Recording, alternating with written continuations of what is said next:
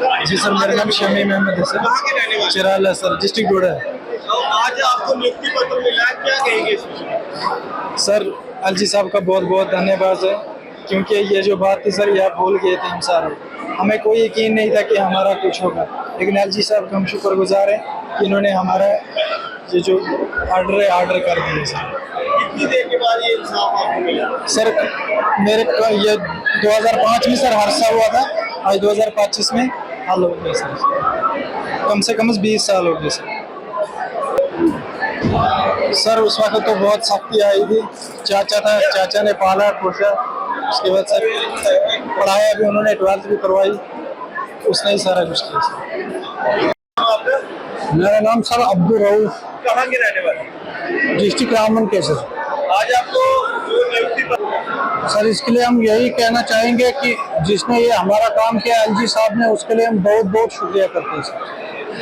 Problem आपने sir बहुत मुश्किल आई सर। 2003 का पेंडिंग केस था सर, क्या केस था? SR 43 sir. आज तक सर दफ्तर दफ्तर घूमते रहे, कुछ नहीं बना आज तक। आज जाके सर हमारा ये काम हुआ सर। तो क्या लगता है कि परिवार को जो है वो इंसाफ मिला कहीं ना कहीं? और इंसाफ मिला है सर बहुत देर के बाद सर।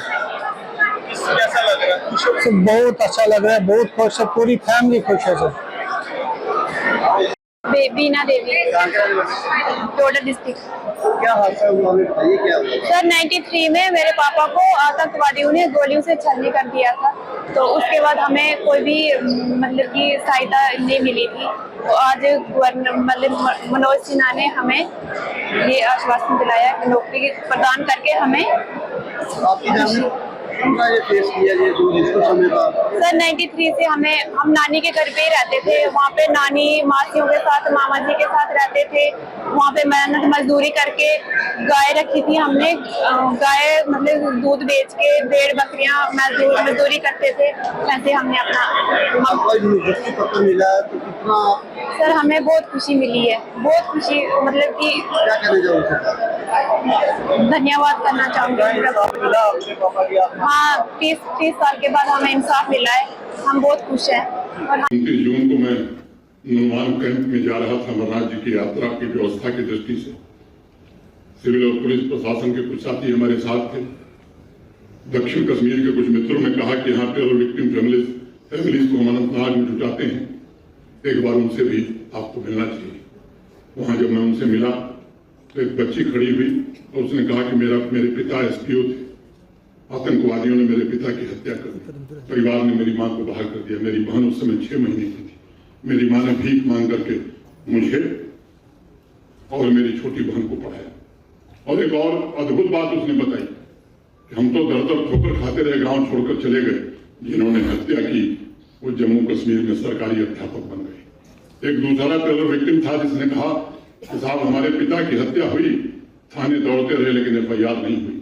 एक तीसरे ने तो यहाँ तक बताया कि हत्या भी कर दी गई और हमारी संपत्ति, घर, जमीन सब कुछ जब्त कर ली गई। ऐसे 200 फैमिली से मैंने बात की थी और तब दूसरे दिन आकर के प्रशासन के वरिष्ठ अधिकारियों के साथ मैंने चर्चा की और सबने एक स्वर से कहा कि नहीं, इस मामले को पूरी तत्परता से किया जाना चाहिए। और जैसा बताया गया 15 दिन के भीतर बारामूला में 13 जुलाई को 40 ऐसे व्यक्तियों को जिनके परिजन आतंकवादी हिंसा के शिकार हुए थे, उनको सरकारी नियुक्ति पत्र दिया गया। सभी डिप्टी कमिश्नर SSP के पास एप्लीकेशन आ रही है, बड़ी संख्या में आ रही है। और मैं आज इस सभागार में कहना चाहता हूं कि यह प्रक्रिया तब तक निरंतर चलती रहेगी जब तक आखिरी टेरर विक्टिम फैमिली को सहायता नहीं दी जाए। सभी केसेस की मॉनिटरिंग के लिए प्रमुख गृह सचिव की अध्यक्षता में इंटरनल वेब पोर्टल भी प्रारंभ कर दिया है प्रशासन ने, जिस पर विक्टिम फैमिलीज का सेंट्रलाइज डेटाबेस तैयार हो रहा है। समयबद्ध तरीके से उन्हें राहत मिले, इन सभी केसेस की मॉनिटरिंग और प्रोसेसिंग द्वारा यह सुनिश्चित किया जाएगा। टेरर विक्टिम का ग्रीवेंस रजिस्टर भी जम्मू कश्मीर के हर एक जिले में हेल्पलाइन से स्थापित किया गया है। इसका अलावा डिविजनल लेवल और जम्मू कश्मीर के डिविजनल कमिश्नर के ऑफिस में हेल्पलाइन स्थापित की गई है। प्रशिक्षित कर्मचारी वहां लगाए गए हैं। अब तक मिल रही शिकायतों के मुताबिक अनेक मामलों में टेरर विक्टिम फैमिलीज का कहना है कि उनके परिजनों की शहादत के पश्चात FIR भी दर्ज नहीं हुई। अनेक ऐसे मामले हैं जिसमें उन्होंने कहा है किसी प्रकार का कोई मुआवजा भी नहीं मिला। कुछ केसेस ऐसे हैं जिसमें टेरर विक्टिम फैमिलीज की जमीन और उनका घर सब कब्जा कर दिया गया। इसके अलावा 90 के दशक के अनेक ऐसे मामले हैं जिनमें नरसंहार हुआ।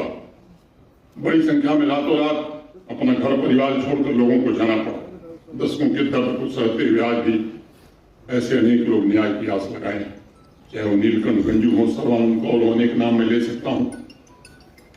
पुलिस के सर्वोच्च अधिकारी इस पर विचार कर रहे हैं। ऐसे मामलों को फिर से रीओपन करके और जो असली गुनाहगार हैं उनकी गर्दन तक कानून पहुंचे, उस काम करते हैं।